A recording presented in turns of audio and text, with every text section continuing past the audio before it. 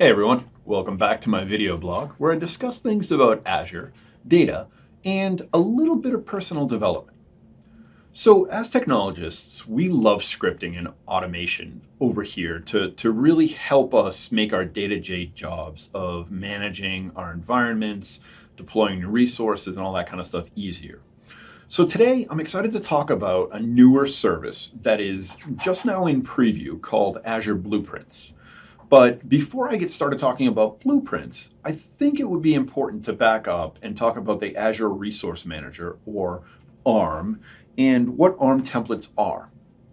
So for those who are unaware or maybe new to this, the Azure Resource Manager is the deployment and management service for Azure that provides a management layer that enables you to create, update, and delete your resources in your Azure subscription.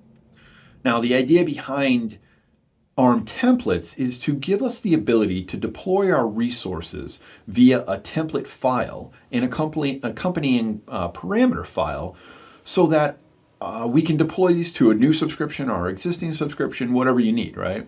And it can also help us to automate that process following something like a DevOps process or a resource deployment automation process. Now, something important to note is that this isn't universally true across all Azure services, right? Sometimes the services don't yet support the ARM templates. Sometimes it was developed in the classic model of Azure, and so those particular services aren't supported. And so, kind of depends on which service you're using, but I would say the majority of them are. If you're curious to learn more about the Azure Resource Manager and how it works, I'll definitely put a link in the show notes below so that you've got an overview, right?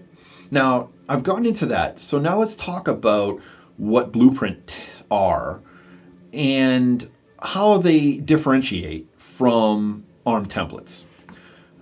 So blueprints give you the ability to deploy ARM templates as well as other artifacts into your subscriptions, such as role assignments for users, policy assignments for allowing or denying access to certain resources, and resource groups with the specific structure that is intended for deployment, adhering to corporate policies for security, governance, and technology.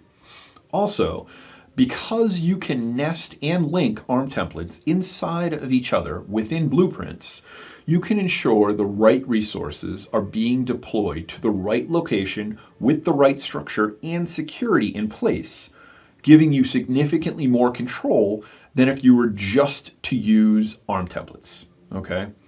Now, best of all, the automation of the deployments of the blueprints can be parameterized. So you have the option of pre-populating all the details of each deployment, or they can be handed to someone else so that they can respond with their own specific variables for their environment as the resources are being deployed.